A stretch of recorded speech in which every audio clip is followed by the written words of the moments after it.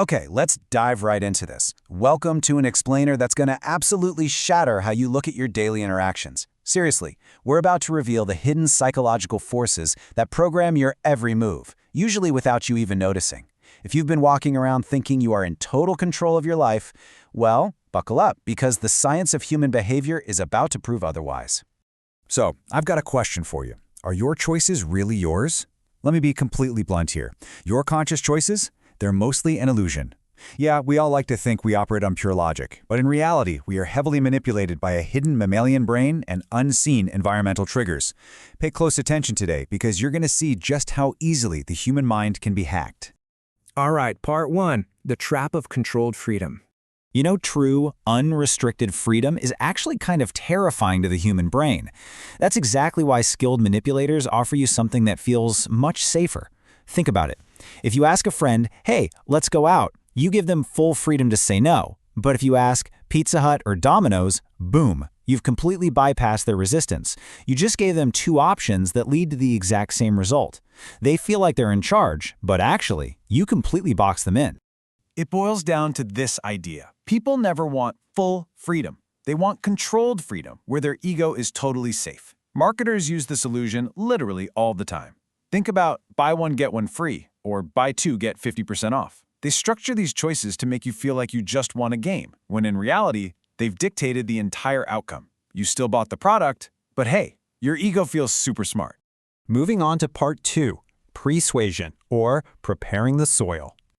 Here's a wild thought. The battle of influence is actually won long before a single word is ever spoken. Picture a little Stickman gardener. Your request is the seed. If you don't secretly prep the subconscious environmental soil first, well, your idea is never going to take root. Persuasion is basically the art of watering the soil before you ever plant the seed.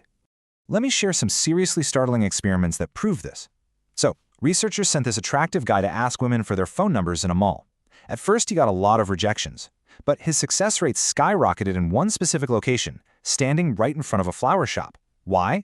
Because flowers subconsciously prime the brain for romance. In another variation, he simply held a guitar case instead of a gym bag, and again, the yes responses just surged.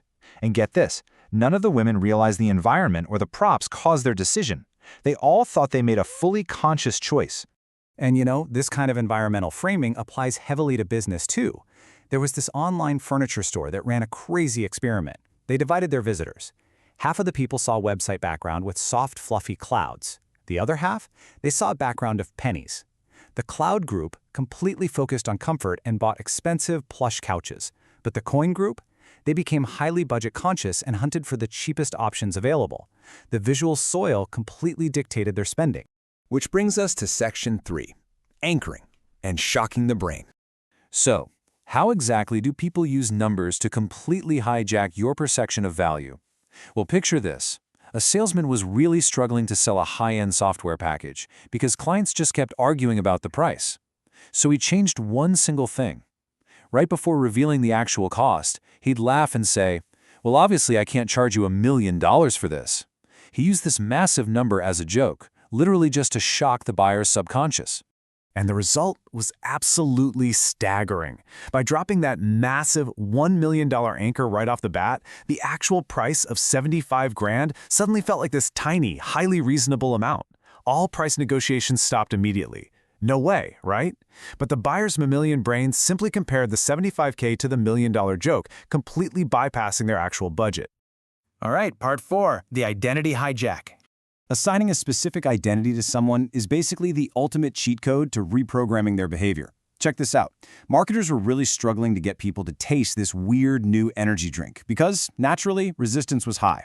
So they changed tactics. They stopped people and asked one question first. Are you an adventurous person? Almost everyone said yes. And once they verbally confirmed that identity, compliance skyrocketed. People drank the weird beverage just to match their newly confirmed identity. Psychologists actually call this the unity principle. The moment we invoke a shared identity, our defenses instantly drop. If a financial advisor looks at you and says, I'd recommend this to my own mother, or a CEO says, I'm telling you what I'd tell my family, we are genetically wired to cooperate. We literally evolved to trust our tribe, and that specific language artificially hacks those tribal instincts. But there's a much darker variation of this called the identity agreement. Imagine someone looking at you and saying, I'm so glad you're not the type of person who gets rigidly stuck in their ways. The moment they assign you that flexible identity, your brain instinctively acts to prove them right. Suddenly, you'll find yourself highly agreeable to whatever they suggest next, basically handing them total control of the conversation. Let's look at Section 5, Reading the Subconscious Mask. Because our older mammalian brain is what's really pulling the strings, our hidden thoughts are constantly bypassing our logical filters and leaking out through our body language. You just kind of need to know how to read the mask. Take the numbers 15 to 17. That is the average human blink rate per minute. If you're pitching an idea and your target's blink rate suddenly skyrockets to 40 or 50, stop talking. You have just hit a hidden subconscious stressor. They are panicking internally. Another major tell to watch out for is lip compression. When someone squeezes their lips tightly together, rolling them inward, it turns out that's a universal, cross-cultural sign of a withheld opinion. Spotting lip compression during a pitch or an argument acts as a cheat code. It tells you exactly when someone is secretly biting their tongue and holding back an objection. The philosopher Nietzsche once observed that most actions are actually driven by unconscious fear, not pure desire. And if you start people watching closely, you'll spot this pattern everywhere. The louder, more arrogant, and more domineering someone's performance is, the more they are desperately trying to hide their inner chaos. They perform like that to avoid being truly seen. Which leads us to our final section. Number 6, defending your mind. Okay, so now that you can see the invisible matrix of dark psychology and persuasion, you need a practical shield. Here is a rapid-fire defense checklist. First up, spot mirroring. If someone is aggressively copying your posture, your breathing, and your exact interests, they are likely trying to fake a soul connection to bypass your logic. Next, beware of unexpected small favors. They're often bait. Most importantly, delay your response time. Never agree in the room. And finally, always check your environment's soil. Are you in a setting that was literally designed to make you feel comfortable and compliant? I want to circle back to that warning about small favors, because this is absolutely crucial. Reciprocity, it is deeply, deeply coded into our DNA. A skilled manipulator will offer you a tiny, unprompted favor just to set an emotional guilt trap. It practically forces you to comply with a much larger demand later on. Recognizing this artificial guilt is your absolute best defense. So as we wrap up this explainer, I really want to leave you with a provocative question. Take a hard look at the choices you've made this past week. Were they truly yours? Or were you simply navigating a maze of persuasion, identity hijacks, and environmental anchors placed there by someone else? It is time to take back control of your environment, your boundaries, and ultimately, your own mind. Until next time, stay sharp and stay curious.